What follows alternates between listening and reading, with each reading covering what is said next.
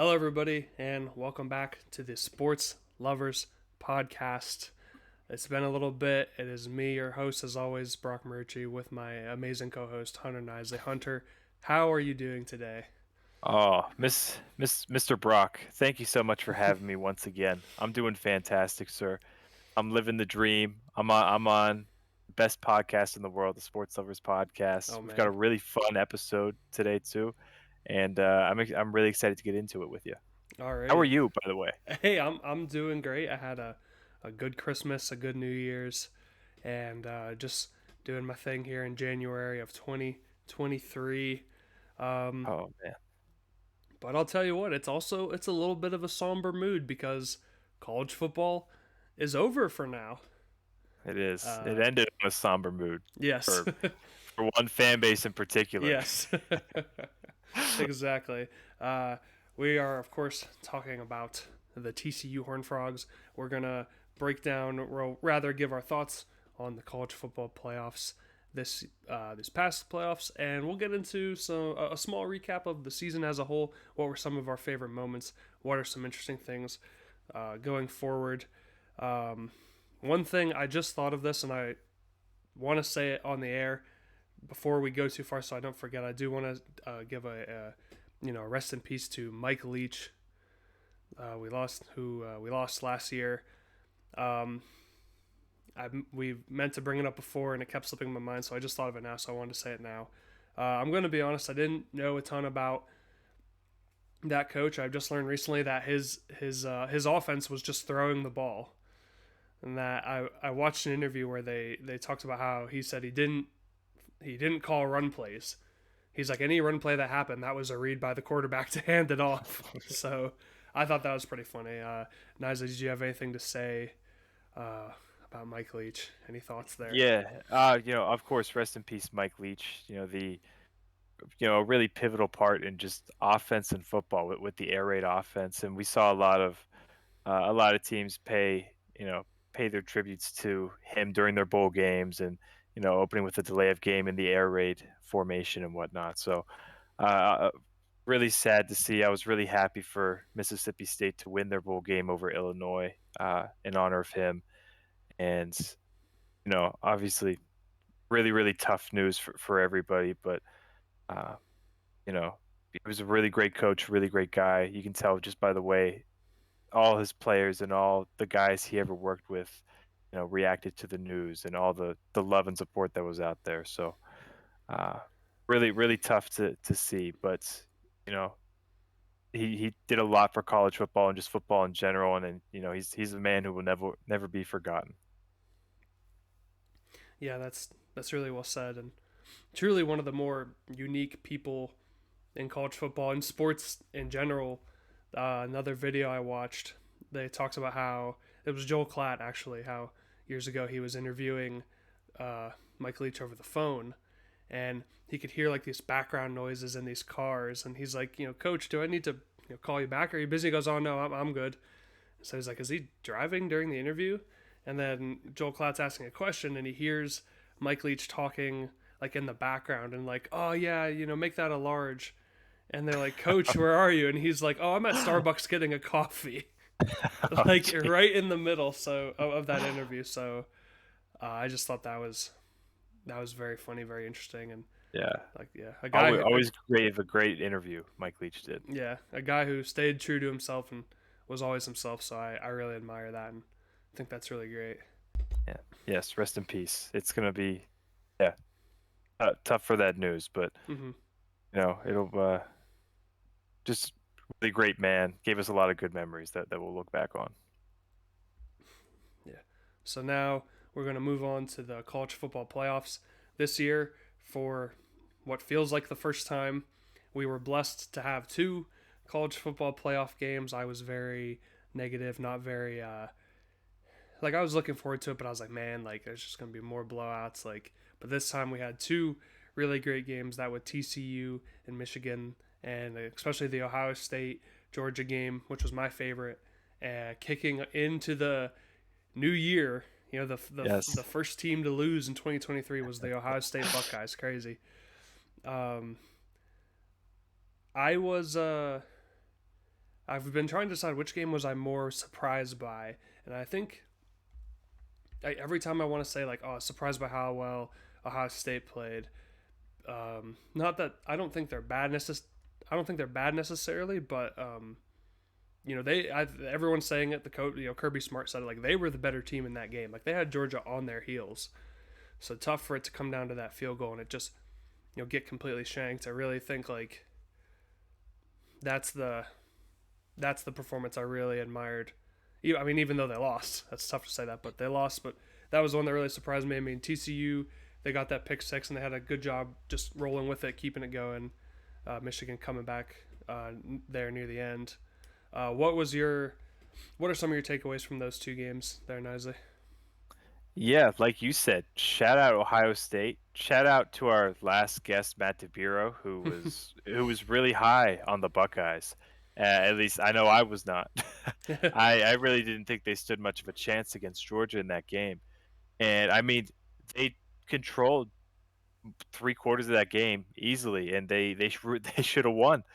I think they were up 18 at one point in the second half, and of course, Georgia stormed back the field goal right as the clock struck Yep. midnight too, which was pretty cool. But a really great game there. That really seemed like the national championship after everything was said and done. It really felt like those were the two true best teams, at least out of those four teams that were there.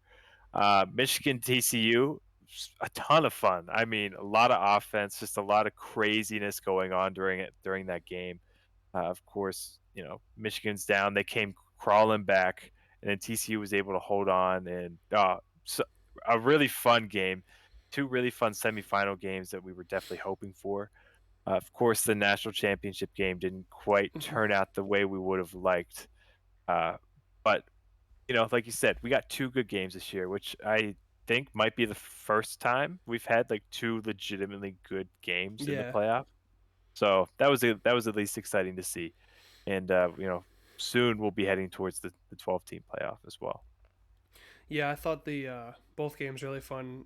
Some things you had brought up, like in the third quarter, Ohio State scored like 10 unanswered points, and I had a feeling I was like they might be able to just kind of cruise out of here with that. Like maybe get a field goal more, maybe get a little bit more, and just kind of put this thing on ice.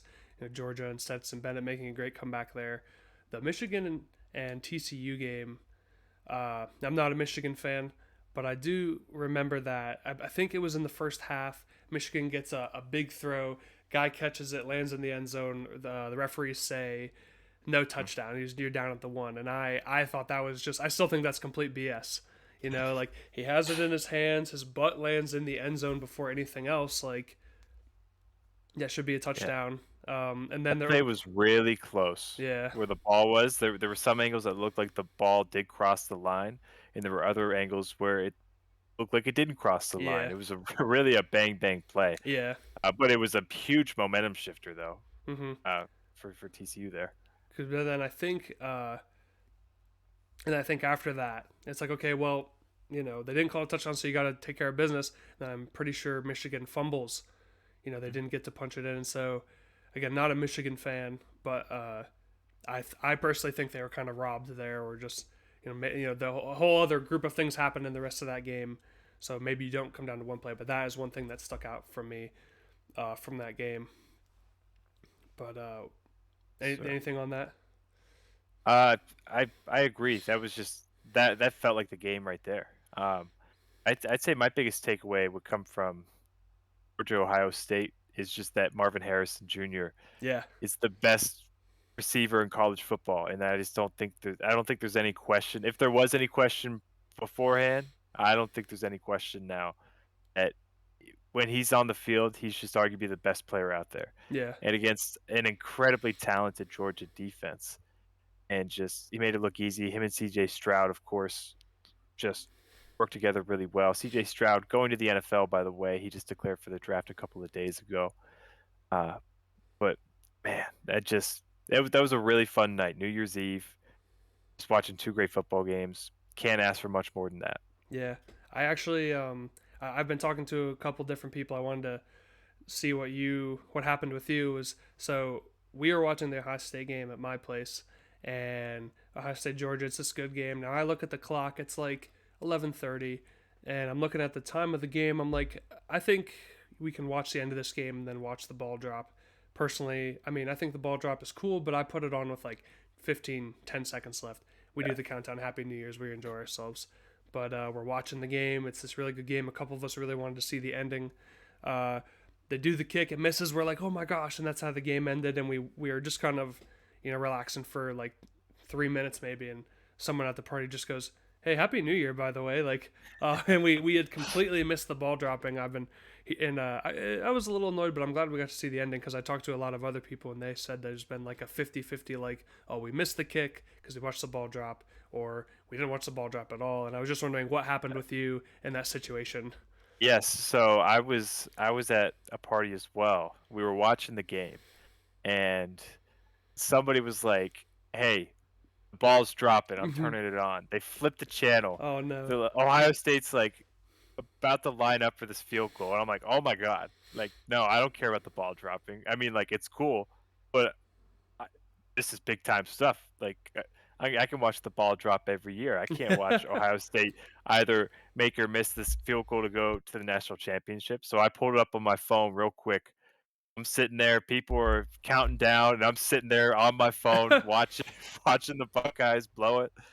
And it was I jump up because I'm like, oh my god, he missed it. Like, this is insane. Georgia's going back to the national championship.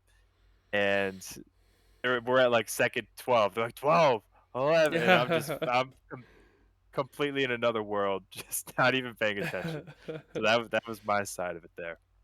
That sounds pretty fun. I probably could have put the ball dropping on my phone, similar to you, just putting that game on your phone. But I was happy that we got to see the end of that game and the way it ended. Absolutely. So, The ball drops the same every year. There's no two playoff games are the same. hmm do you do you like that the games are on New Year's Eve? Do you think? I feel like they could just have it like a few days before or something, like, I don't know. Do you have any strong feelings for that?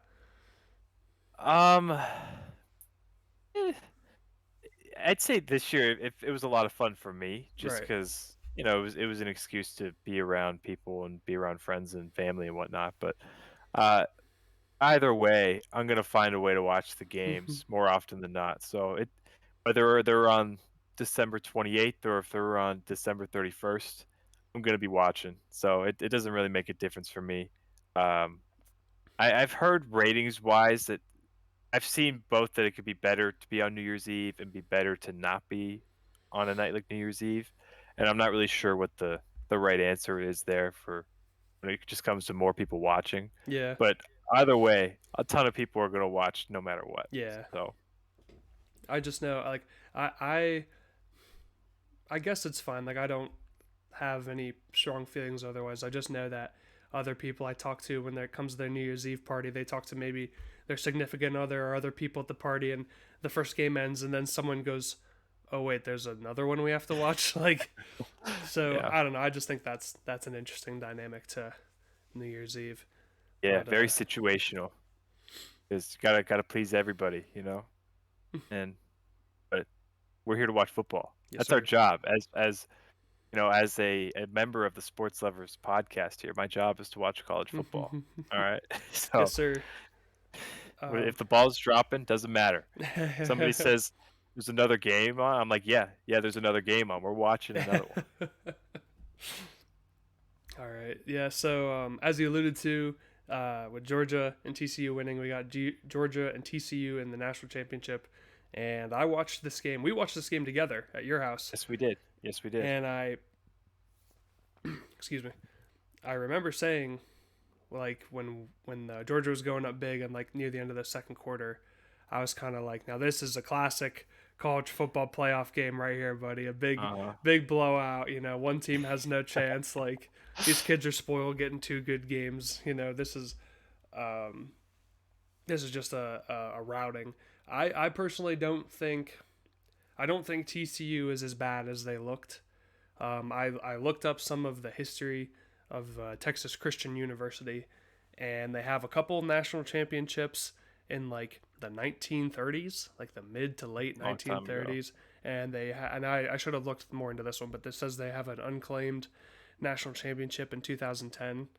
But this had to be like the biggest game in Texas Christian University for like at least the past 10, 12 years. And Absolutely. I Yeah. just think part of it was the moment was a little bit too big for them. You see a team. This is their first national championship game in a very long time, and then you see Stetson Bennett, you see Georgia, you see Kirby Smart, a team just locked in, ready to play. They were here last year. They're here to get business done.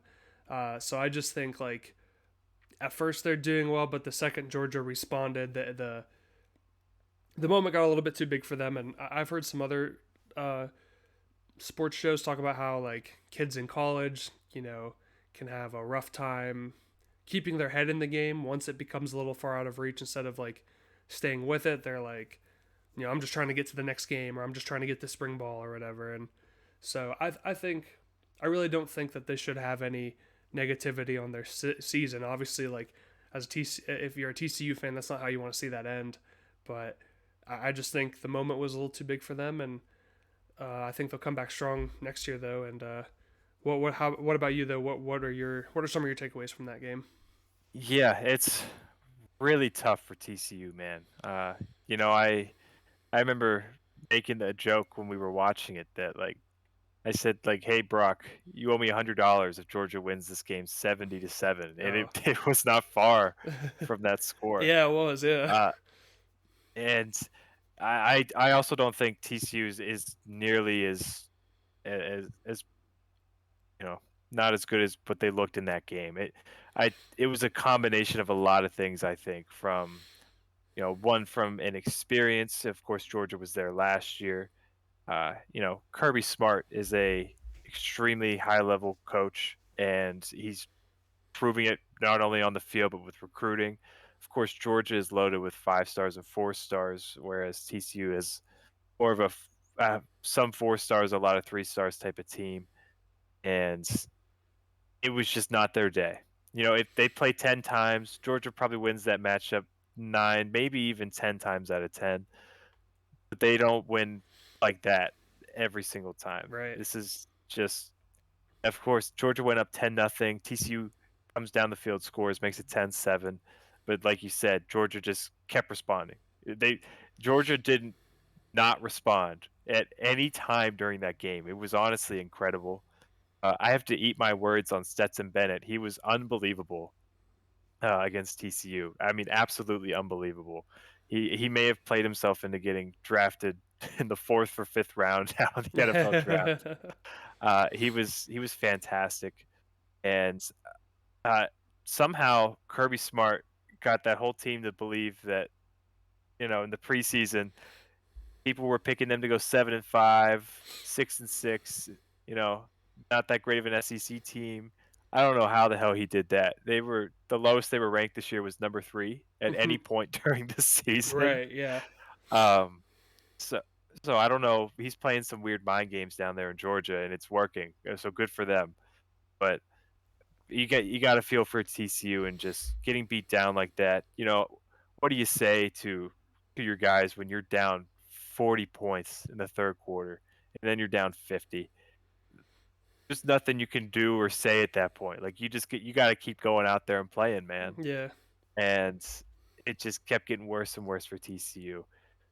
Certainly extremely disappointing for them because they had a great season, really fun season as well. They had some great moments this year, but they open up against Colorado next year, which is going to be a really interesting game. Deion Sanders' first game at Colorado. So, but I think they'll have a really strong year next year, and who knows, they may push for the college football playoff again. Yeah, those are some good points, especially with like, what do you say to your team when the other team pulls their starting quarterback in like the start of the fourth quarter or whatever? It was Mhm. early in the fourth quarter. They pulled Stetson Bennett, so that's Yeah, just tough on them. And then even that they had they showed Sonny Dykes when Georgia got this crazy touchdown, and he was just sitting there, just wow, like all he could say is wow, like that, yeah, So that Nothing yeah. they could do. I heard on another podcast I heard that someone go like, look, I'm gonna be honest, TCU great season, but they lost this game on signing day, and I mean, yeah, it's hard to dispute that, you know. I think I did see a stat that I want to say it's the last 10 national championship teams have all had uh, on average top 10 recruiting classes over their 4-year stretch of players that they have each of the last 10 years, which, you know, there are great stories like TCU, but ultimately it really comes down to who is recruiting the best or generally the best, and you have to be in that top tier of teams doing that. At least of in recent years, you have to be recruiting at that high of a level to really compete and to win. So that's where teams like TCU, there are noticeable differences there, and I think we saw that in the national championship game.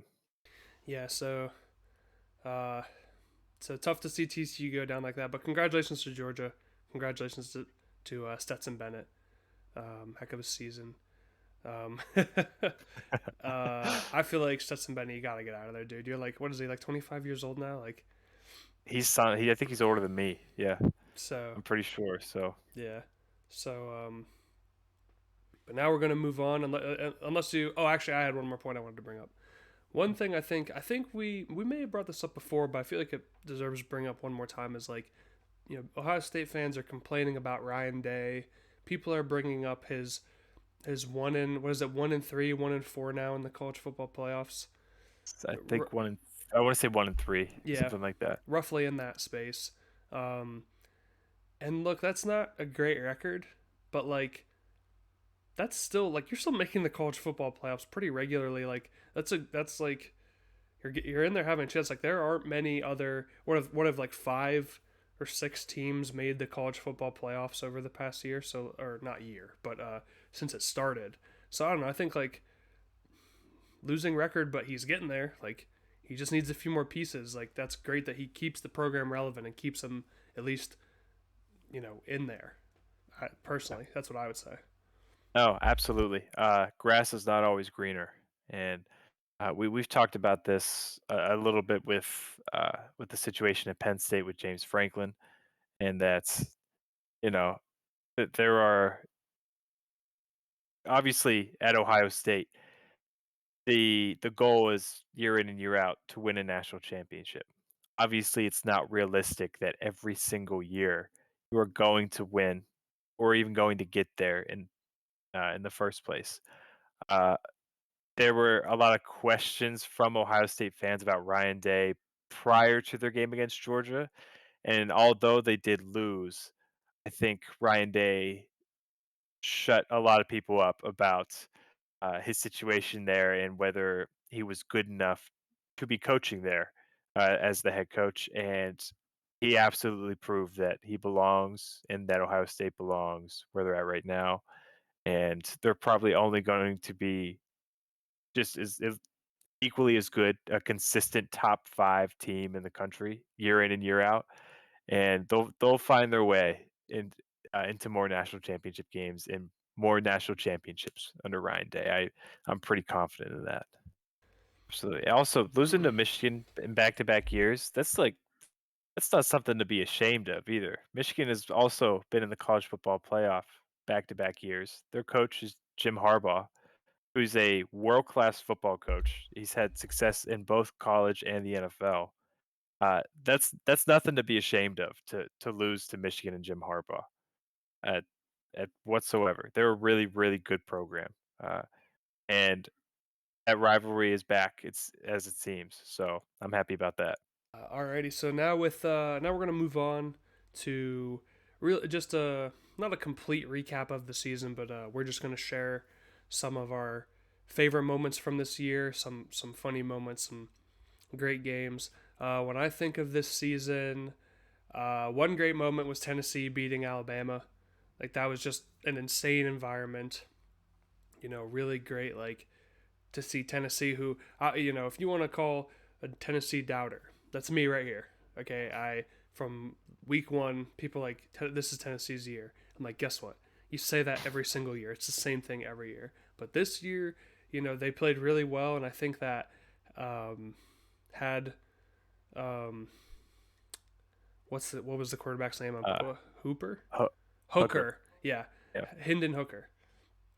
Had he not been injured, they probably would have been in a better position for the playoffs. But that was a really great game, and Tennessee had a really great season. Another moment. We talk. I mean, I really loved this because we texted about it the day it happened. But the Uh-huh. Appalachian State, North Yep. Carolina, just absolute shootout week one. That was a heck of a game. The North Carolina guy gets they go for the onside kick. North Carolina gets it, but the dude runs it back for a touchdown. Appalachian State gets another chance. They need a 2 point conversion and they miss it. I don't know. That was just like a everything was there kind of moment. Absolutely. That's probably my favorite game of the year, and it was one of the first games I watched all year. That was just an insane game. Appalachian State, they put up, I think, almost 40 points, or maybe it was 40 points in the fourth quarter. Yeah, They were getting absolutely smoked, and they just had this ridiculous comeback, and just fell short against North Carolina, who ended up having a pretty decent year. Oh man, it really was a good year. Shout out Tennessee, by the way. If Hooker's not hurt, they have a legitimate shot uh, at making the college football playoff. One of my favorite moments also does include Tennessee's when they played South Carolina, and South Carolina absolutely came to play. Spencer Rattler just decided he was going to be a Heisman caliber quarterback, and they just absolutely smoked Tennessee. That was a really cool game, just to see South Carolina succeed against a really high quality team in Tennessee as well. Um, I would also say Utah taking down USC both times this year was pretty electric as well. yeah, Watching both of those games, once in the regular season, once in the Pac-12 championship, that was really cool to see too. Against the actual Heisman, Caleb Williams as yeah. well. That was a lot of fun for me. I'm pretty sure South Carolina they had like an insane end to their season. They take down Tennessee. Then I think the very next week they also beat Clemson or close. I Those are close to at least. Yeah, absolutely. And Kind then of a forgotten about rivalry there, Clemson and South Carolina. yeah, that one's just not been much of a contest as of late. And this added a nice chapter to it. Speaking of South Carolina, got to go to the Gator Bowl, South Carolina versus Notre Dame. Another just like crazy back to back game. I always want to call him Ian Book for some reason, but Tyler Buckner, first game he's played since like week 2 of the season. He I admire that he continued to play hard and didn't lose focus. I mean, dude threw 3 picks. One of them, 2 of them were pick sixes. One of them was a pick at the one in the end zone, and the guy ran it back the whole way. Yeah. So I don't know, like, but that was just a crazy, like, right from the start, like crazy plays going on, and that was a great bowl game. Shout out to UConn football for making a bowl game. I mean, Yes, I watched it. They didn't do all that well, but hey, UConn football making a bowl game, that's really great for them. Gotta love that. absolutely. First time in a while. I forget the date when they were last there, but it's been a Okay, little bit of time for them. yeah. So that's good for them. How about also Appalachian State? They had that game against Troy. They had that huge Hail Mary at the end, Yeah. but the guy caught it and then he flipped it to the dude in front of him and he ran around everybody into the end zone. That's hmm that's a crazy moment right there. Yeah. Troy also really good year. They beat UTSA in their bowl game. They were uh, one of the best non-Power Five teams this year. Shout out! I'm going back against USC. I enjoyed watching them play. Shout out Tulane Tulane, for yeah. taking down the Trojans in their bowl game in the Cotton Bowl, I believe it was. Absolutely electric there as well. Uh, that was a lot of fun. The Tulane was probably the best non-Power Five team this year as they took down UCF in their conference championship. Yeah, I didn't get to watch that whole game with Tulane, but I watched like the end of it. It was most of the fourth quarter, and that was a great atmosphere, great win for them. hmm Um, let's see, I've got a little list over here. Let's see if there's any. Oh, okay. I don't know if this is the best, but just a what are you doing moment. How about early in the season, Iowa and South Dakota State, Oh, I watched where that game. Iowa's at home hosting South Dakota State, and Iowa wins 7-3. But there was not a touchdown scored. They won with a field goal and two safeties. It was hard to watch. It was a brutal game. One of the best, while also being one of the worst games I've ever seen in my Yeah, life. Uh, oh man, Iowa's got a great defense, but at that time they had the first like 3 4 weeks of the season. Their offense eventually picked it up a little bit, but they couldn't score. I think they had another game this year that they won without scoring an offensive touchdown. At least they had one or two defensive touchdowns that ended up being the win. But boy, that Iowa versus the I believe the Jackrabbits the of South Dakota Jackrabbits. State. Yes, I was gonna say Uh, $10 if you can tell me the mascot. the Jackrabbits of South Dakota State, really solid FCS program, by the way. Um, but damn, they lost to North Dakota State in the FCS national championship. I'm pretty sure, but they couldn't beat Iowa. No, Unfor- Unfortunately, didn't give up a touchdown. Couldn't beat them. that's kind of like what you said before. Like, what do you say to your players after that? Like, I I don't know if I would Good say effort. anything. It's one of those like, man, it was such a great year. I mean, this is the beginning of the year, so you guys played really hard. They just came out on top. We'll We get them just next came week. out on top. Oh man, I'm gonna stick Even with as the winning team, what do you say? yeah. I mean, both Like, coaches. I feel like I have way to no go, words. guys! Offense, you gave us absolutely nothing. Like, couldn't get the ball past the 50. Like, that's just a disgrace. Defense, you were great. Shout out to you. But ugh, the Defense. Ferentz family needs to break up after this year, and they need to get a few different offensive minds in there at Iowa Defense outscores the offense without any pick sixes. with no touchdowns. Yeah. Wow, that had to be just that that was tough. How about I'm gonna stay in the Big Ten? How about also Nebraska? They're gearing up for a big season, and they played their first game in Dublin, Ireland, against Northwestern, and they had the lead, and they went for an onside kick, and then Northwestern got it, took advantage, and won the game, and that really just set the that was like the final straw Yeah, almost for Scott Frost at that that was the nail in the program. coffin for Yeah. him, for Scott Frost. I feel bad for him, man. He was always competitive in Nebraska. Like, they weren't getting blown out very often. They were losing one score games like it was nobody's business. Like a 4 point game, 7 point game, just you can guarantee that Nebraska was not winning it. And anytime that Coach Frost was there. But now they got Matt Rule, a former Penn State football player and former coach of the Carolina Panthers and Temple and Baylor, now at Nebraska, who's also getting a bag still from Carolina, Yeah. and is getting a bag from Nebraska. So he's set up for life now. Yeah, I can't believe Carolina. They had a chance to win their division, and Hmm. they fired their head coach and got rid of Christian McCaffrey. Like, come on, And they yeah they still had a they chance, still which had a is chance to win unbelievable. the division. Yeah, I remember watching. Uh, Pardon the interruption. Shortly, like a few days after that Northwestern Nebraska game, I remember Tony Kornheiser saying like, "Yeah, I bet the fans hope that they just left Scott Frost in Dublin, Ireland. Hey, stay there." Yeah, It's just stay there. that's just brutal. I mean, hey, we got to go to our boys. Penn State winning in the Rose Bowl.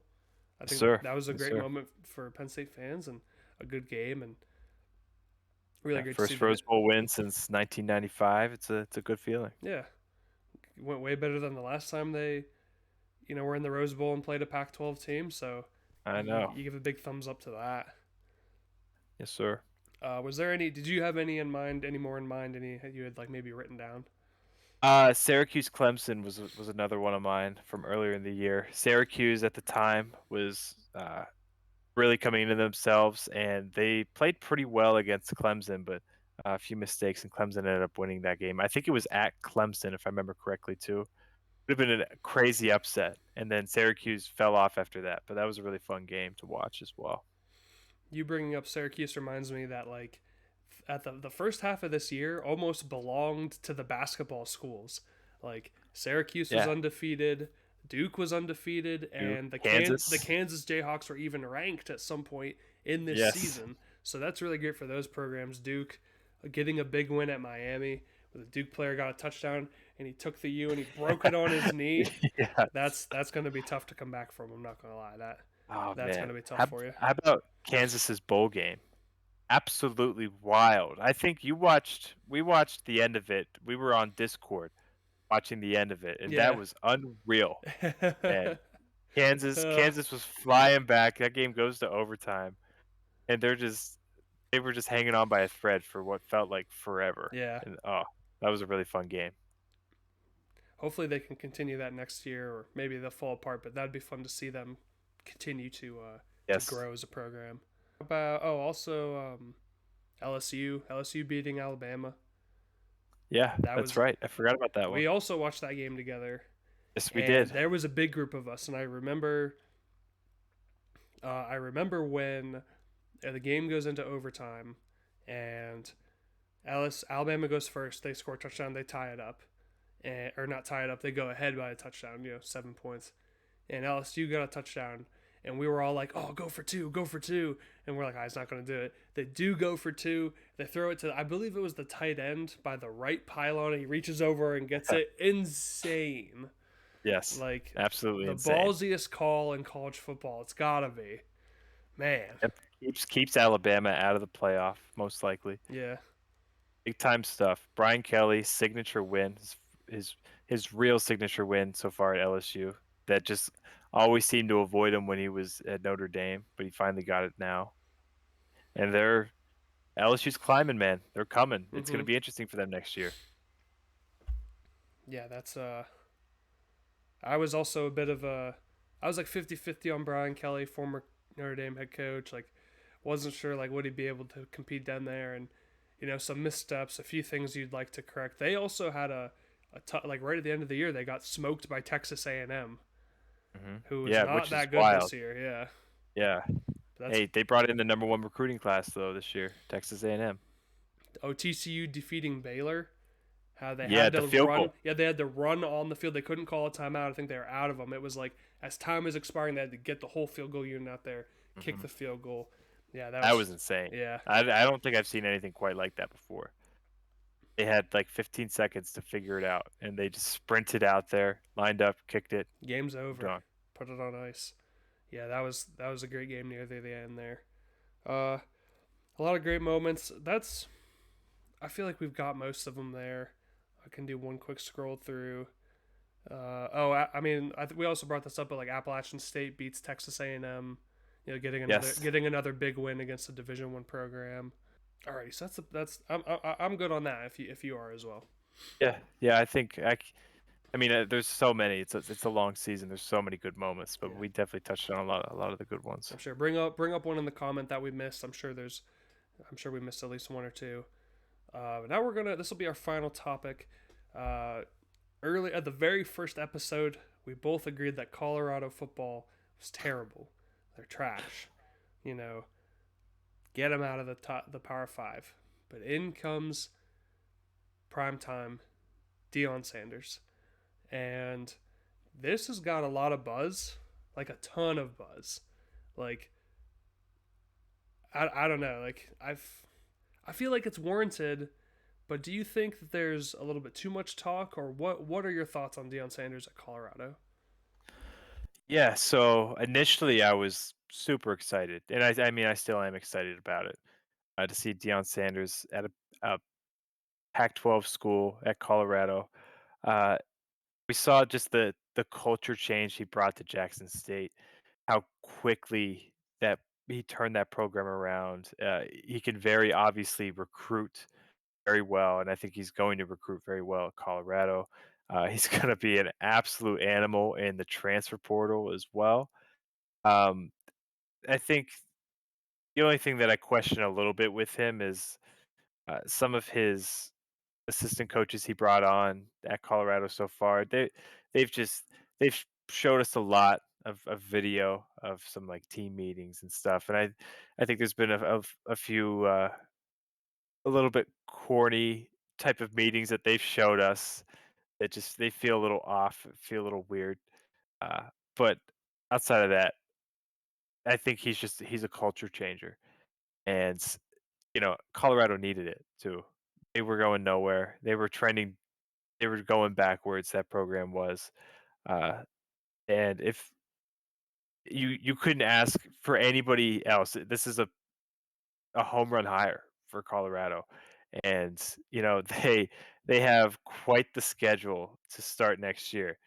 They start at TCU, the reigning runner-up in college football. They start at TCU, go to Nebraska, who has a notorious, really great crowd, no matter what. They're home against Colorado State, a rivalry game. We're not sure exactly where Colorado's football program is going to be just yet at that point in time. Then they're at Oregon, and then they're home against USC. That's about as tough of a first 5 games of your tenure that you can get at any school Yeah. in college football. USC, Oregon, and TCU all in the first 5 weeks. That's just ridiculous. And I am so curious how it's going to turn out for Colorado, but we really have no idea. But it's going to be really interesting. Yeah, I gotta say, with you said about a few corny things. Uh, I remember like when Deion Sanders first got there, there was like the first soundbite that came out was like, he's like, "You guys better take your own luggage because I'm bringing my luggage with me. You know, I've got people coming in already." So I was like, that's a bit of a weird. Like that's the first thing you say is like, "Get out of here" Yeah. because I'm bringing my luggage. Like I don't know about that, but I do admire that. You know, when Deion Sanders was like, "I'm going to get into coaching," he did not start anywhere in the Power Five. He started at Jackson State, you know, not a very well known program, and he did a really great job with them. So now some other coaching jobs open were like, ooh, you know, he's going to go to Auburn or he's going to go to Nebraska or something like that, and he picks Colorado, which generally agreed one of the worst, if not the worst program in college in the Power Five right now. So I do admire that he's challenged himself. He's put himself in these a high pressure situation. You know, you did well with Jackson State. Are you going to be able to keep that up now in the Power Five? And like you said, this is like, hey, welcome to college football at this level, at least with this insane schedule they got. I think I'm kind of surprised. Like, I think he's done a great job keeping himself relevant. Like, he's definitely more relevant than a lot of the people, more relevant than the people he played with. I think a lot of that comes down to, just the look, the him playing baseball and football at the same time. The if you look good, you play good. If you play good, or if you look good, you feel good. If you feel good, you play good. If you play good, Yeah. they pay good. Like stuff like that. So yeah, I think it's definitely. I mean, it's interesting. Obviously, we're talking about it. Other people are talking about it. I just feel like people are acting like there's this huge storm rolling into college football. They're acting like Deion Sanders is this reckoning or something. And I don't know. Like, I just think like relax a little. Like, what if he comes out and just like 0-6 start? What do we say then? Possible. It's very, very possible. I mean, this is. I mean, Jackson State is still Division I football, but going into the Pac-12 with as bad as Colorado's program has been recently, uh, to walk into, I mean, they're gonna get humbled by at least a, a couple of these games against whether it's TCU. They could get, could be Nebraska. There's no saying they're gonna beat Colorado State either, and then they got Oregon and USC. So, boy, it could go really well right away. It could not go really well right away. Um, But of course, over the course of a couple of years, once he gets, as he says, his dudes in there, his guys in there, uh, he'll. I think he is going to turn that program around. At the very least, I think they'll be a competitive team, for however long that he is there. Which if things go well, I'd assume he probably won't be there that long. I feel like if 3 4 years if things are booming in Boulder, he might move on to a bigger job after that. Ooh, you talking maybe just like another school in the Power Five, or do you think he could go NFL? I don't, his style feels way more college than NFL for me. Okay. Like I don't know. It feels like the culture he's trying to bring to college football would not fly in the league. I I think it would go really poorly in the NFL. I think with Yeah. the type of culture he wants to build. So, but it can work in college though for sure. Yeah, definitely. Um, that's a pretty hot take, I gotta say. In three years, if he does well, he can move on to something else. And the transfer portal, we've talked before. Like guys are jumping ship. The second those ships, if the sails are not sailing, they are out of there. So he can bring in a Yeah, he's lot of. going to be very active there. He'll be yeah. That's probably going to be his bread and butter. Um, so I look forward to that. It's a great week 1 matchup. A lot of great, usually there's probably a lot more than we realize, but next year we've got a lot of great games to just start us right off the bat, or at least in week 2 as well. So that's very exciting. That's the most I've got on that. Is there Yeah, anything else you had for that? not particularly. No, I'm just excited to see what happens. It's gonna be crazy. They're gonna be on TV a lot, and we're gonna be watching some Pac-12 after dark. Those of us here on the East Coast. Yes, sir. Hey, Exactly. the real test will be when they play Stanford. That'll be Oh yeah. that'll be the real test. One thing I just remembered as far as college football moment goes, a win I consider for our podcast. You had brought up earlier this year Montana football. Give some respect to Montana football. Well, College Game Day went to Montana for one of Yes, their they did. games. I doubt that they will ever go back. Everybody looked miserable. Everybody had like gloves and big jackets on, and it wasn't even daytime. It was dark. hmm Okay, the sun hadn't even come up, but that's Uh, great. That's great for them. that's a dream of a football game there, Brock. The coldest weather possible. We want the snow. We want the wind. We want the jackets. Everybody bundled up. That's exactly what we want for the national championship Maybe game that's what in you college want. football. That's what I want. I tell you what, if there's ever, there never will be, but if something were to happen that the national championship had to be held at the University of Montana in the middle of winter in January, I'll be there. I'll be there bundled up with the rest of them. And it'll be a hell of a time, hell of a game. You know what? You and I both are going, Brock. I'll I get your guess, ticket for yeah, you, I guess I have and to go. we'll drive to Montana and we'll party. We'll tailgate down there. We'll freeze. We'll be stuck there. Yeah. We'll be all bundled up. We'll be cheering. It'll be a good time. Yeah, I guess. I guess it will be a good time. We won't forget it. Exactly. Certainly. We won't forget it. All right. Well, that's about all I've got, Hunter. Unless there's anything else any last thoughts you had for this? No, shout out, Illinois. My pick for them to be a sneaky Big Ten championship team didn't go so well, but Illinois had arguably the best defense in the country this year, and it could be potentially in the Big Ten championship next year if things continue to go well for them. So shout out Illinois, Alrighty. Shout out to the Fighting Illini. Fighting Illini. All right, everybody. Well, thank you as always for watching, listening. Really appreciate that. Any of your favorite college football moments, please leave them. From this past year, leave them in the comment section. Or if you just want to bring up one of your favorite moments of all time, sure, I'll take it. But yeah, this has been another episode of the Sports Lovers Podcast. We'll see you on the next one. Peace.